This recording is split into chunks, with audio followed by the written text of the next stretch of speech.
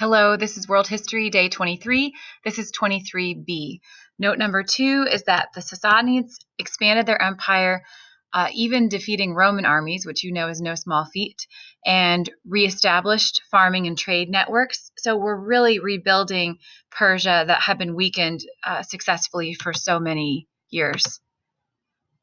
There's the Persian in this relief, and relief is where it's raised out from the surface, so raised up. You can have sunk relief where it's carved into the surface, like an engraving, and you can have raised relief where it comes up out of the surface, and that's what you're going to see on like the sides of buildings and churches, monuments, things like that, where it's carved out of the back.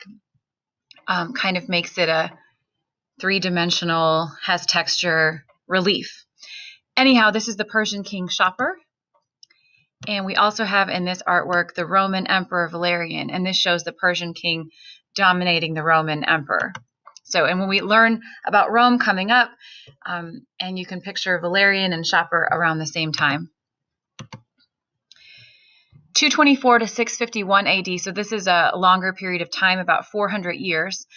The Sassanids, unlike previous Persian empires, did not tolerate other religions and made Zoroastrianism the official state religion. What Zoroastrianism has to its credit is that it is monotheistic, but it has an incorrect understanding of the nature of good versus evil and God and his enemy and what salvation is. So it really misses the boat, and especially considering that this is after the resurrection of Christ, when we need to be spreading that gospel. So Zoroastrianism does not offer the hope of eternal life that Jesus has brought to all people.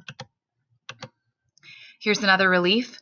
And we want to say that Christians and Jews under these rulings face discrimination and persecution by the Zoroastrians. Later, Islam is going to take over in this region and still is going to persecute Christians and Jewish people. At this point, for the majority of their rule, Islam didn't even exist. Muhammad doesn't create it until the 600s AD.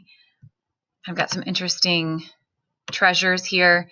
Note number 5 is that the king, once again in Persia, was thought to be semi-divine, similar to ancient Egypt as well, and wanted, similar to ancient Mesopotamia, wanted the Zoroastrian priests to run the government for him. So for him, the worship of what ended up being idols, including himself, was a way to retain power.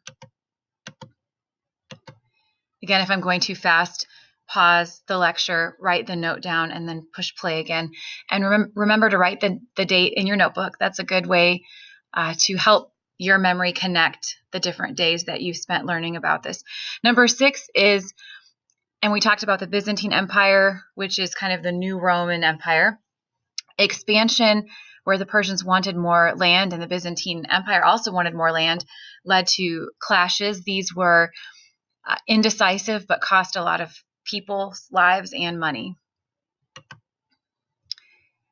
And for this reason, there is a Persian diplomat who proposes peace with Rome in this quote: The whole human race knows that the Roman and Persian kingdoms resemble two great luminaries, and that, like a man's two eyes, they ought mutually to adorn and illustrate each other, and not in the extremity of their wrath to seek rather each other's destruction. So kind of some noble words there from a Persian diplomat, I think kind of ahead of their time too, in understanding that creating enemies, destroying bridges doesn't do anyone any good. All right, and soon Islamic warriors are going to come in. In 651 AD, the Persian Empire of the Sassanids is conquered by Arab armies.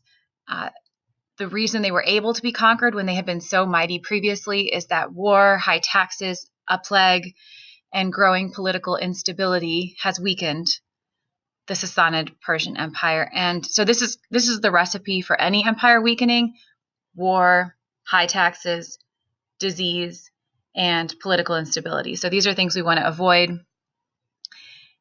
And so the Arab armies and the